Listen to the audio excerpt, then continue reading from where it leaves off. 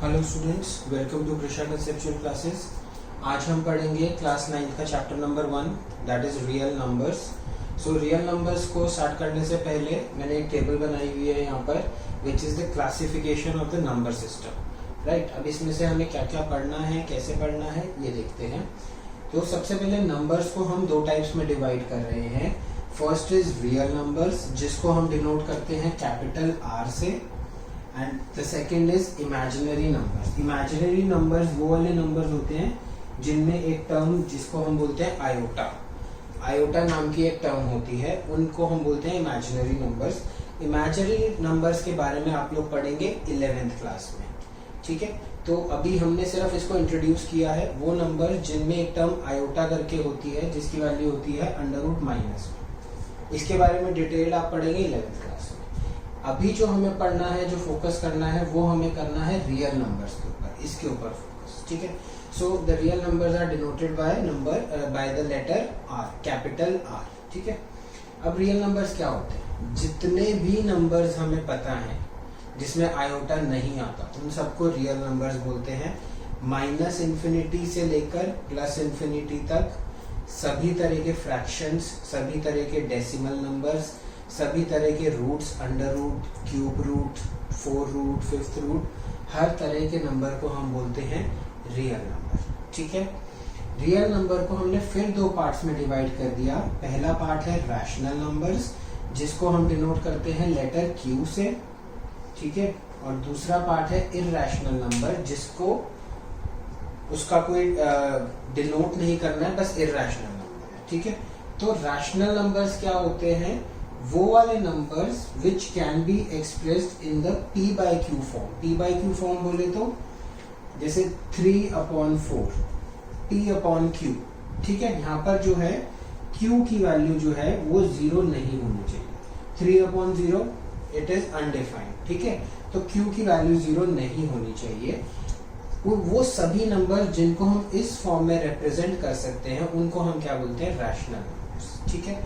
और अगर हम डेसिमल एक्सपेंशन की बात करें तो वो वाले नंबर्स जिनकी डेसिमल एक्सपेंशन टर्मिनेटिंग है, जैसे 3.5495, ये 5 पर खत्म हो गया, ठीक है। तो इस नंबर को हम क्या बोलेंगे? Rational number. या फिर अगर नॉन टर्मिनेटिंग है तो जो डेसिमल एक्सपेंशन है वो रिपीट होनी चाहिए। मतलब जैसे मैं बोल रहा हूं 3.54545454 एंड सो ऑन का मतलब ये टर्मिनेट नहीं हो रहा, 5454 आए जा रहा है, लेकिन इसमें हम देख रहे हैं कि 54 जो है वो रिपीट हो रहा है बार, ठीक है। तो ऐसे नंबर जिनमें 54 बार, मतलब जिनमें डेसिमल एक्सपेंशन में रेपिटेशन है, उनको हम क्या बोलेंगे? Rational number. इसको हम ऐसे भी लिख सकते हैं 3.54 का बार। बार का मतलब क्या होता है? जिन नंबर्स के ऊपर बार लगा होता है उसका मतलब क्या है? ये रिपीट होंगे। तो ये नंबर्स होंगे हमारे रैशनल नंबर्स। इरैशनल नंबर्स वो होते हैं जिनको हम p/q की फॉर्म में नहीं लिख सकते। और अगर हम वैसे बात करें तो नॉन टर्मिनेटिंग और नॉन रिपीटिंग डेसिमल एक्सपेंशन, दोनों जगह नॉन है। टर्मिनेटिंग में भी नॉन है और रिपीटिंग में भी नॉन है। दोनों में से अगर एक भी नॉन हट गया तो वो नंबर क्या बन जाएगा? Rational number. इसके कुछ एग्जांपल्स हैं अंडर रूट 2, अंडर रूट 5। अगर आप इनको एक्सपैंड करेंगे, या फिर 1.41425789620451 एंड सो ऑन। अब आप देख रहे हैं इस डेसिमल एक्सपेंशन में सो ऑन का मतलब टर्मिनेट नहीं हो रहा, तो नॉन टर्मिनेटिंग हो गया। और यहाँ पर आप कहीं पर भी देखिए कोई भी पैटर्न रिपीट नहीं हो रहा है, ठीक है। तो इन नंबर्स को हम क्या बोलते हैं? इन नंबर्स को हम बोलते हैं इरैशनल नंबर्स, ओके। अब रैशनल नंबर्स को हमने फर्दर दो पार्ट्स में डिवाइड कर दिया, इंटीजर्स और होल नंबर्स, ओके। इंटीजर्स क्या होते हैं? All the numbers from minus infinity two plus infinity including 0। लेकिन यहाँ पर फ्रैक्शंस और डेसिमल्स नहीं आने चाहिए, ठीक है। मतलब 3/4 या 3.213 ये नंबर्स जो हैं, these numbers are not included in integers. Integers का मतलब -5, -4, +5, +4, 0, 1, 2, 20, 100, 1 लाख, 1000, बट डेसिमल या फ्रैक्शंस नहीं होना चाहिए, ठीक है। और दूसरा कैटेगरी है होल नंबर्स। इंटीजर्स को हम डिनोट करते हैं कैपिटल Z से, और होल नंबर को हम डिनोट करते हैं कैपिटल W से, ठीक है। होल नंबर्स क्या होते हैं? All the positive numbers including 0, 0, 1, 2, 3, 4, 5, 6 up to infinity, they are the whole numbers. And again इसमें भी कोई फ्रैक्शंस या डेसिमल्स अलाउड नहीं है। 3/4, 5/2, 3.123 ये टाइप के नंबर्स होल नंबर्स नहीं कहलाते, ठीक है। अब होल नंबर्स को हम फिर दो पार्ट्स में डिवाइड कर रहे हैं। एक है 0 मतलब नंबर 0, ओके, ये O नहीं है, ये 0 है, ठीक है। And the second is natural numbers. Natural numbers आपको सबको पता है, starting from 1 to infinity. Whole numbers और नेचुरल नंबर्स में क्या फर्क है? होल नंबर्स में 0 भी आता है, नेचुरल नंबर्स में से 0 हट गया, 1 से स्टार्ट होते हैं, ठीक है। और फिर वही चीज फ्रैक्शन और डेसिमल्स नहीं है, ठीक है।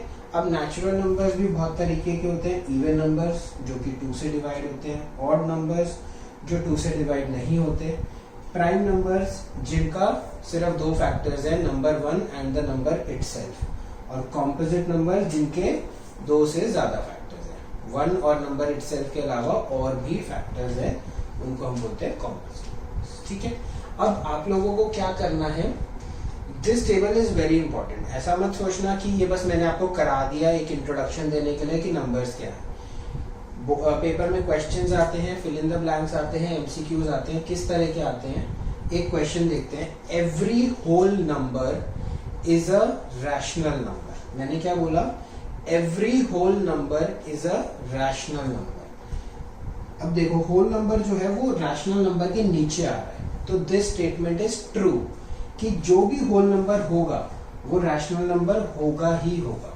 लेकिन अगर मैं इसको उल्टा बोलूं, every rational number is a whole number, every rational number is a whole number, हम ऊपर से नीचे जा रहे हैं, तो this is false. For example 3.54 bar, ये नंबर ले लो, this is a rational number, but is this a whole number?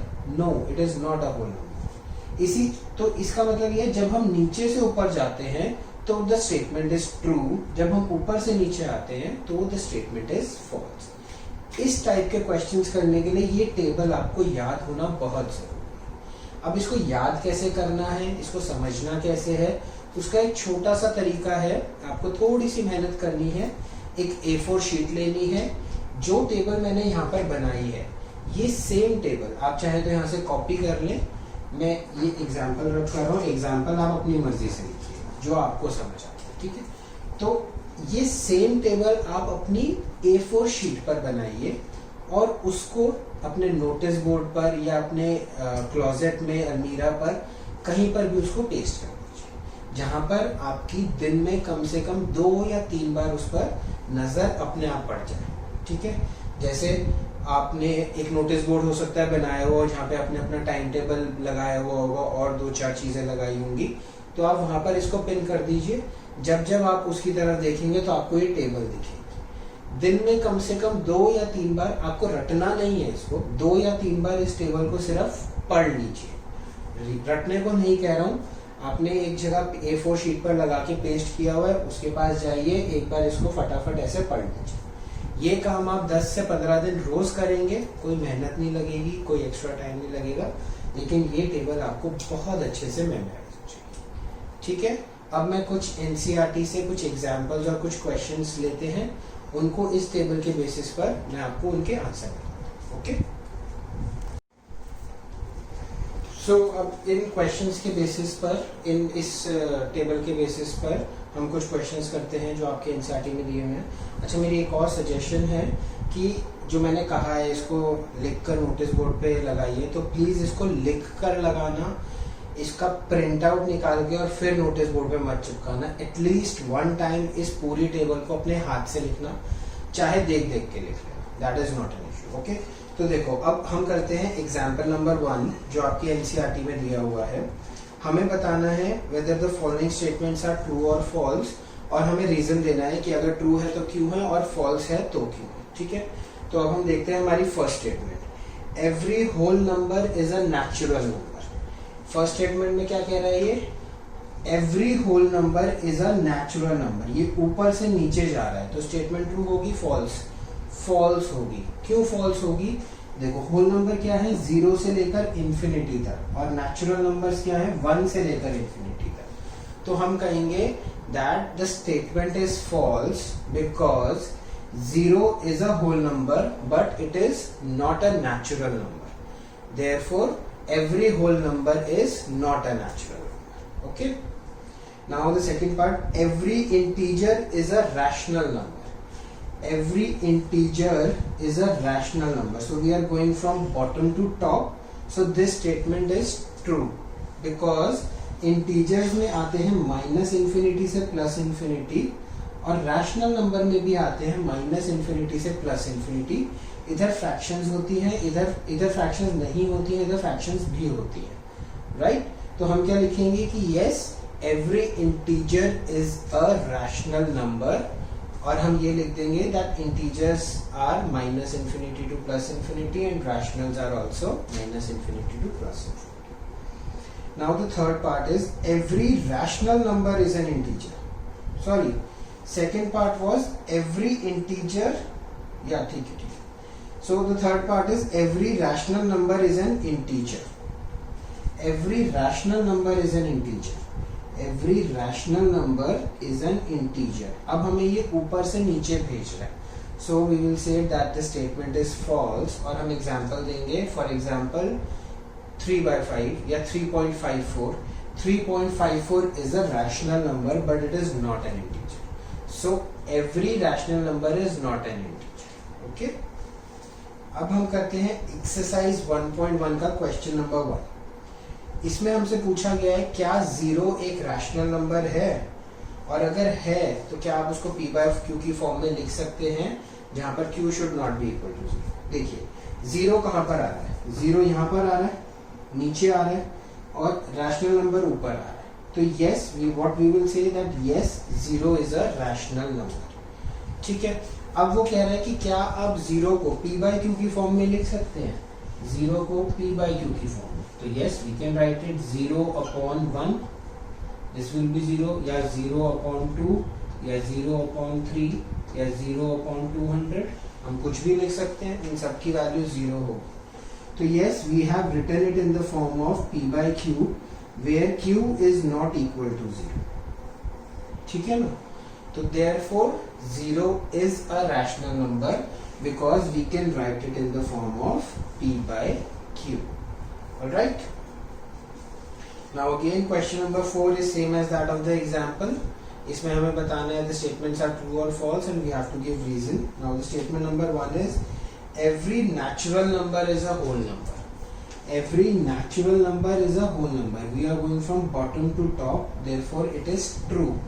Answer में ये नहीं लिखना कि we are going from bottom to top, ये हमें देखने का मतलब है we are going from bottom to top, from down to above, तो therefore yes it is, the statement is true because natural numbers contains 1 to infinity numbers, no fraction no decimals, and whole number contains 0 to plus infinity numbers, no fraction no decimals। Okay, second statement is every integer is a whole number, every integer is a whole number। Now we are moving from left to right, so when we are moving from left to right also the statement is false, right to left the statement is correct।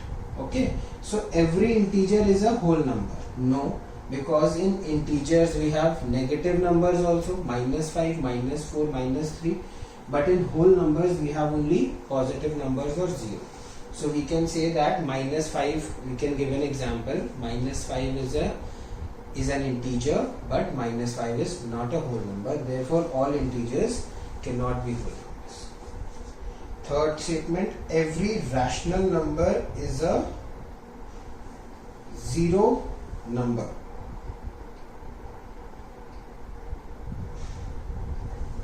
Every rational number is a, So every rational number is a zero number. That doesn't make any sense. It's not zero. Just a minute. Sorry, it's not zero. Every rational number is a whole number. Okay, so every rational number is a whole number. So every rational number cannot be a whole number. For example, 3.54. 3.54 is a rational number, but it's not a whole number. So therefore, this statement is also false. Okay. So if you memorize this thing, अगर आपको ये बहुत अच्छे से याद है तो इस टाइप के ट्रू फॉल्स के क्वेश्चंस या फिल इन द ब्लैंक्स के क्वेश्चंस MCQs में भी आ सकते हैं. आपको करने में बिल्कुल दिक्कत नहीं होगी, प्रोवाइडेड आपको ये अच्छे से टेबल याद है. ऑलराइट. तो अब हम रैशनल नंबर्स और इरैशनल नंबर्स के बारे में थोड़ा सा ज़्यादा डिटेल में पढ़ेंगे. उनको नंबर लाइन पे रिप्रेजेंट करेंगे, उनके बीच के नंबर्स फाइंड आउट करेंगे, कन्वर्जन्स करेंगे. तो हम सबसे पहले देखते हैं रैशनल नंबर, और रैशनल नंबर्स को नंबर लाइन पे कैसे रिप्रेजेंट करते हैं. नंबर लाइन आई होप आपको सबको पता होगा, प्रीवियस क्लासेस में आपने पढ़ा हुआ है. एक ऐसे स्ट्रेट लाइन बनाते हैं, सेंटर पॉइंट उसका 0 हो जाता है और हमें उस पर नंबर्स रिप्रेजेंट करने हैं. So now 1 2 -1 -4 these kind of numbers जो कि होल नंबर्स भी हैं, रैशनल नंबर्स भी हैं. इन नंबर्स को हमें, इंटीजर्स को अगर हमें नंबर लाइन पर रिप्रेजेंट करना है तो it's very easy. I think सबको आता होगा. हम 1 लिखेंगे यहाँ 2, इक्वल डिस्टेंस पर 3, इक्वल डिस्टेंस पर 4 5 and so on. We can carry on. 0 के राइट हैंड साइड पे पॉजिटिव नंबर, ऐसे ही इक्वल डिस्टेंस पे -1 -2 -3 -4 -5 ऐसे सो ऑन. इक्वल डिस्टेंस पर हम इंटीजर्स को तो ऐसे रिप्रेजेंट कर सकते हैं. ये आई थिंक आपको सबको आता है. ठीक है. लेकिन अब मैं कह रहा हूँ फ्रैक्शंस भी रियल नंबर्स होते हैं, और थर्ड पार्ट आता है हमारा डेसिमल्स. ठीक है. सो फ्रैक्शंस और डेसिमल्स भी रैशनल नंबर में आते हैं. डेसिमल्स के बारे में हम थोड़ा सा बाद में पढ़ेंगे, लेटर ऑन. उसको मैं थोड़ा सा इलैबोरेटली बताऊंगा बाद में. पहले हम फ्रैक्शंस का समझ लेते हैं.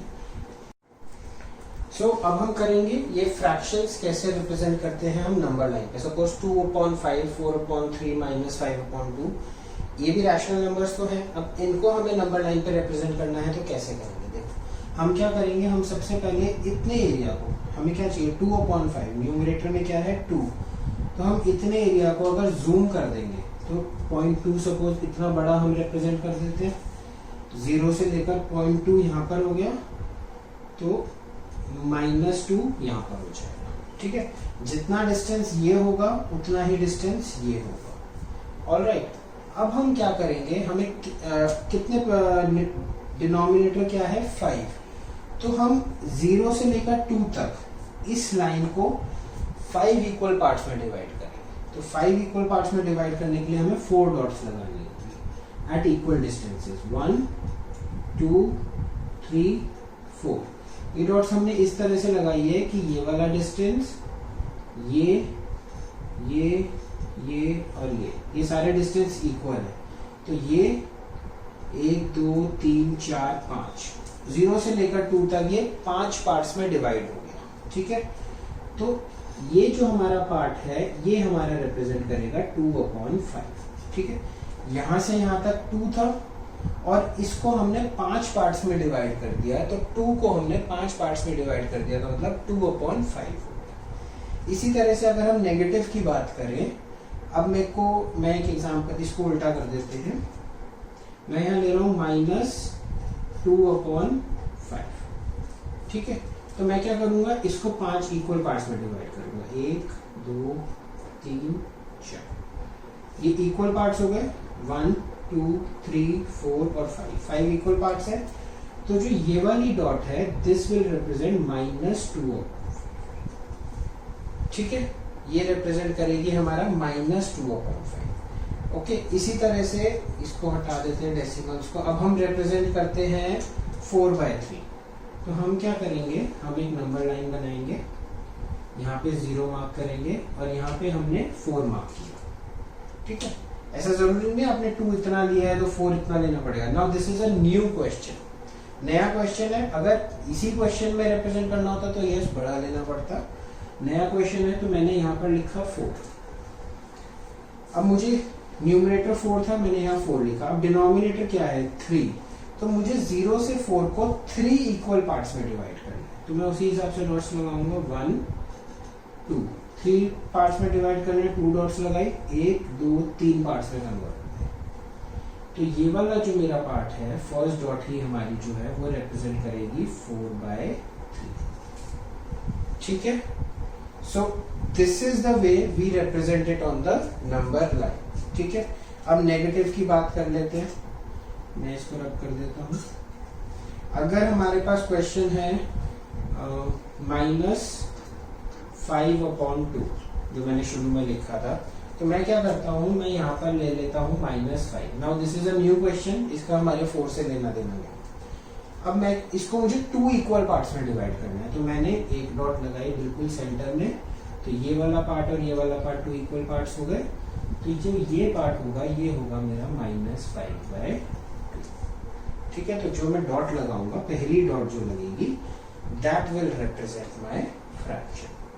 सो this is how we represent fractions on the number. ठीक है, अब डेसिमल्स कैसे रिप्रेजेंट करते हैं उसके बारे में बात थोड़ी देर में करेंगे। अब हमें क्या करना है, अब जो हमें बोला गया है करने के लिए, we have to find rational numbers between two rational numbers. Between two हमें 2 नंबर्स दिए हुए हैं, कोई भी 2 नंबर्स दिए हो सकते हैं, सपोज -1 और 2। इनके बीच में मुझे बोला गया 2 रैशनल नंबर्स फाइंड आउट करो, तो आप आराम से कर सकते हो। -1 के बाद 0 1 और 2, तो 0 और 1 जो है वो -1 और 2 के बीच में लाई करते हैं, तो 2 रैशनल नंबर्स तो आपने निकाल दिए। लेकिन अगर हमें बोला गया 10 रैशनल नंबर्स फाइंड आउट करो, 50 करो, 100 करो, तो इतना आसान नहीं होगा। उसका एक प्रोसीजर है, मेथड है, वो करते हैं। 2 तरह से कर सकते हैं इस चीज को हम। कुछ क्वेश्चंस करते हैं, उसके उन क्वेश्चंस के साथ साथ मैं आपको समझाता जाऊंगा, फिर हम एनसीईआरटी करेंगे। ओके।